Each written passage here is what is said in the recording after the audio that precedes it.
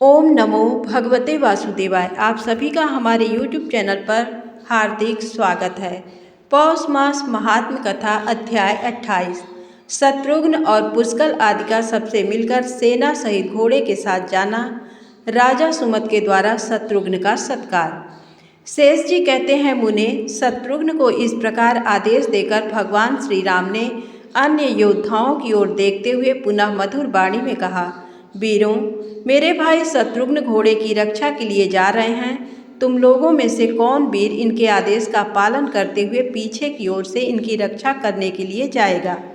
जो अपने मर्म भेदी अस्त्र शस्त्रों द्वारा सामने आए हुए सब वीरों को जीतने तथा भूमंडल में अपने सुयश को फैलाने में समर्थ हो, वह मेरे हाथ पर रखा हुआ ये बीड़ा उठा ले। श्री रघुनाथ जी के ऐसा कहने पर भरत कुमार पुष्कल ने आगे बढ़कर उनके कर कमल से वह बीड़ा उठा लिया और कहा, स्वामीन, मैं जाता हूँ। मैं ही कवच आदि के द्वारा सब ओर से सुरक्षित हो तलवार आदि शस्त्र तथा धनुष बाण धारण करके अपने चाचा शत्रुघ्न के पृष्ठ भाग की रक्षा करूँगा। इस समय आपका प्रताप ही समूची पृथ्वी पर विजय प्राप्त करेगा। ये सब लोग तो केवल निमित्त मात्र हैं।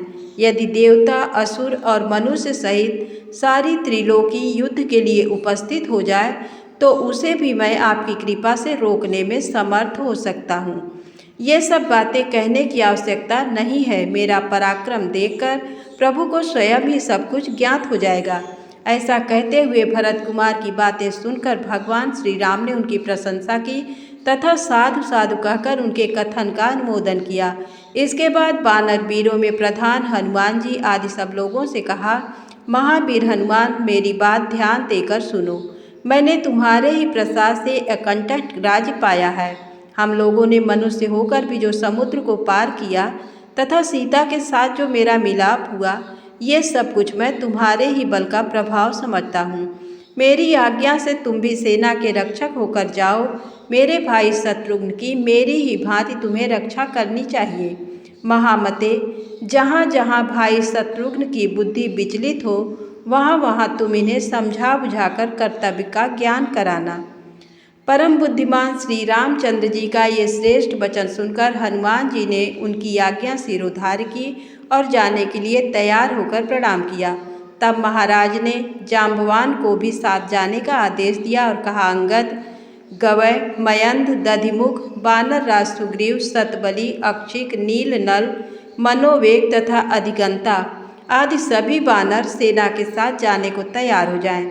सब लोग रथों तथा सुवर्णमय आभूषणों से विभूषित अच्छे अच्छे घोड़ों पर सवार हो और टोप से सज धज कर शीघ्र यहाँ से यात्रा करें। इधर श्री रामचंद्र जी के छोटे भाई शत्रुघ्न अपनी माता के पास जा प्रणाम करके बोले, कल्याणमयी माँ, मैं घोड़े की रक्षा के लिए जा रहा हूँ, मुझे आज्ञा दो। तुम्हारी कृपा से शत्रुओं को जीतकर विजय की शोभा से संपन्न हो अन्य महाराजाओं तथा घोड़ों को साथ लेकर लौट आऊँगा। माता बोली, बेटा जाओ, महावीर, तुम्हारा मार्ग मंगलमय हो। तुम अपने समस्त शत्रुओं को जीतकर फिर यहाँ लौट आओ। तुम्हारा भतीजा पुष्कल धर्मज्ञों में श्रेष्ठ है, उसकी रक्षा करना। बेटा, तुम पुष्कल के साथ सकुशल लौटकर आओगे तभी मुझे अधिक प्रसन्नता होगी। अपनी माता की ऐसी बात सुनकर शत्रुघ्न ने उत्तर दिया, माँ, मैं अपने शरीर की भांति पुष्कल की रक्षा करूँगा तथा जैसा मेरा नाम है उसके अनुसार शत्रुओं का नाश करके प्रसन्नतापूर्वक लौटूंगा। तुम्हारे इन युगल चरणों का स्मरण करके मैं कल्याण का ही भागी होऊंगा। ऐसा कहकर वीर शत्रुघ्न वहाँ से चल दिए तथा यज्ञ मंडप से छोड़ा हुआ वह यज्ञ का अश्व अस्त्र शस्त्रों की विद्या में प्रवीण संपूर्ण योद्धाओं द्वारा चारों ओर से घिरकर सबसे पहले पूर्व दिशा की ओर गया। उसका वेग वायु के समान था। इधर पुष्कल सुंदर एवं समृद्धिशाली महल में गए और वहां अपनी पतिव्रता पत्नी से मिले, जो स्वामी के दर्शन के लिए उत्कंठित थी और उन्हें देखकर हर्ष में भर गई। उससे मिलकर पुष्कल ने कहा, भद्रे, मैं चाचा शत्रुघ्न का पृष्ठपोषक होकर रथ पर सवार हो यज्ञ के घोड़े की रक्षा के लिए जा रहा हूँ। इस कार्य के लिए मुझे श्री रघुनाथ जी की आज्ञा मिल चुकी है। तुम यहाँ रहकर मेरी समस्त माताओं का सत्कार करना, चरण दबाना आदि सभी प्रकार की सेवाएं करना। उनके प्रत्येक कार्य में उनकी पालन करने में आदर एवं उत्साह के साथ प्रवृत्त होना। यहाँ लोपामुद्रा आदि जितनी पतिव्रता देवियाँ आई हुई हैं वे सभी अपने तपोबल से सुशोभित एवं कल्याणमयी हैं। तुम्हारे द्वारा उनमें से किसी का अपमान न हो, इसके लिए सदा सावधान रहना। शेष जी कहते हैं, पुष्कल जब इस प्रकार उपदेश दे चुके तो उनकी पतिव्रता पत्नी कांतिमती ने पति की ओर प्रेमपूर्ण दृष्टि से देखा तथा अत्यंत विश्वस्त होकर मंद मंद मुस्कुराती हुई वह गदगद वाणी में बोली, नाथ, संग्राम में आपकी सर्वत्र विजय हो। आपको चाचा शत्रुघ्न जी की आज्ञा का सर्वथा पालन करना चाहिए तथा जिस प्रकार भी घोड़े की रक्षा हो उसके लिए सचेष्ट रहना चाहिए। स्वामिन, आप शत्रुओं पर विजय प्राप्त करके अपने श्रेष्ठ कुल की शोभा बढ़ाइए। महाबाहो, जाइए, इस यात्रा में आपका कल्याण हो। पुष्कल ने कहा, प्रिय, तुम जैसा कहती हो वह सब मैं करूँगा। तुम्हारी इच्छा के अनुसार मेरी उत्तम कीर्ति का विस्तार होगा। ऐसा कहकर पराक्रमी वीर पुष्कल ने कांतिमती के दिए हुए कवच, सुंदर मुकुट, धनुष और विशाल तरकस, इन सभी वस्तुओं को ले लिया। उन सबको धारण करके वे विरोचित शोभा से संपन्न दिखाई देने लगे। उस समय संपूर्ण अस्त्र शस्त्रों के ज्ञान में प्रवीण उत्तम योद्धा पुष्कल की शोभा बहुत बढ़ गई। पतिव्रता कांतिमती ने अस्त्र शस्त्रों से शोभायमान अपने पति को वीरमाला से विभूषित किया तथा कुमकुम, अगरू, कस्तूरी और चंदन आदि से उनकी पूजा करके अनेकों फूलों के हार पहनाए जो घुटने तक लटक कर पुष्कल की कांति बढ़ा रहे थे। पूजन के पश्चात उस सती ने बारंबार पति की आरती उतारी। उसके बाद पुष्कल बोले, भामिनी, अब मैं तुम्हारे सामने ही यात्रा करता हूँ। पत्नी से ऐसा कहकर वे सुंदर रथ पर आरूढ़ हुए और अपने पिता भरत तथा स्नेहमयी माता मांडवी का दर्शन करने के लिए गए। वहां जाकर उन्होंने बड़ी प्रसन्नता के साथ पिता और माता के चरणों में मस्तक झुकाया। फिर पिता और माता की आज्ञा लेकर वे पुलकित शरीर से शत्रुघ्न की सेना में गए जो बड़े बड़े वीरों से सुशोभित थी। तदनंतर शत्रुघ्न श्री रघुनाथ जी के महायज्ञ संबंधी घोड़े को आगे करके अनेकों रथियों, पैदल चलने वाले शूरवीरों, अच्छे अच्छे घोड़ों और सवारों से घिरकर बड़ी प्रसन्नता के साथ आगे बढ़े। वे घोड़े के साथ साथ पांचाल, कुरु, उत्तर कुरु और दसार्ण आदि देशों में जो संपत्ति में बहुत बढ़े चढ़े थे भ्रमण करते रहे। शत्रुघ्न जी सब प्रकार की शोभा से संपन्न थे। उन्हें उन सभी देशों में श्री रामचंद्र जी के संपूर्ण सुयश की कथा सुनाई पड़ती थी। लोग कहते थे, श्री रावण नामक असुर को मारकर अपने भक्त जनों की रक्षा की है। अब पुनः अश्वमेध आदि पवित्र कार्यों का अनुष्ठान आरंभ करके भगवान श्री राम त्रिभुवन में अपने सुयश का विस्तार करते हुए संपूर्ण लोकों की भय से रक्षा करेंगे। इस तरह भगवान का यशोगान करने वाले लोगों पर संतुष्ट होकर पुरुष श्रेष्ठ शत्रुघ्न जी उन्हें पुरस्कार के रूप में सुंदर हार, नाना प्रकार के रत्न और बहुमूल्य वस्त्र देते थे। श्री रघुनाथ जी के एक सचिव थे जिसका नाम था सुमति। वे संपूर्ण विद्याओं में प्रवीण और तेजस्वी थे। वे भी शत्रुघ्न जी के अनुगामी होकर आए थे। महाधीर शत्रुघ्न उनके साथ अनेकों गांवों और जनपदों में गए, किंतु श्री रघुनाथ जी के प्रताप से कोई भी उस घोड़े का अपहरण न कर सका।